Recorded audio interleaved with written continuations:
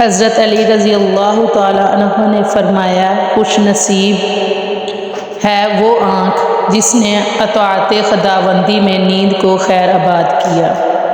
توبہ کا خیال خوش بختی کی علامت ہے، کیونکہ جو اپنے گناہ کو گناہ نہ سمجھے وہ بدقسمت ہے۔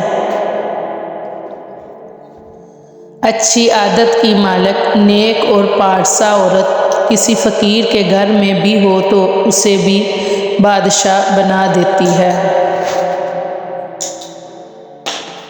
فرمان حضرت علی رضی اللہ تعالیٰ عنہ، جانور میں خواہش اور فرشتے میں عقل ہوتی ہے، مگر انسان میں دونوں ہوتی ہیں۔ اگر وہ عقل دبا لے تو جانور، اگر خواہش کو دبا لے تو فرشتہ۔ حضرت علی رضی اللہ تعالیٰ عنہ نے فرمایا، کبھی نہ گرنا کمال نہیں ہے، مگر گر کے سنبھل جانا کمال ہے۔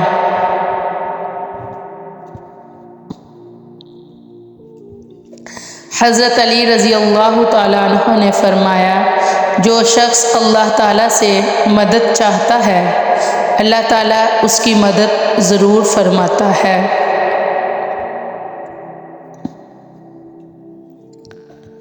حضرت علی رضی اللہ تعالیٰ عنہ نے فرمایا، جس کو تم سے سچی محبت ہوگی وہ تم کو فضول اور ناجائز کاموں سے روکے گا۔ زندگی کے ہر موڑ پر صلح کرنا سیکھو، کیونکہ جھکتا وہی ہے جس میں جان ہوتی ہے، اکڑنا تو مردے کی پہچان ہوتی ہے۔ جو آدمی دوسرے لوگوں کے عیب کی تلاش میں رہتا ہے، اللہ تعالیٰ اس کے عیب ظاہر کر دیتا ہے۔ کوئی تمہارا دل دکھائے تو ناراض مت ہونا، کیونکہ قدرت کا قانون ہے، جس درخت کا پھل زیادہ میٹھا ہوتا ہے، لوگ پتھر بھی اسی کو مارتے ہیں۔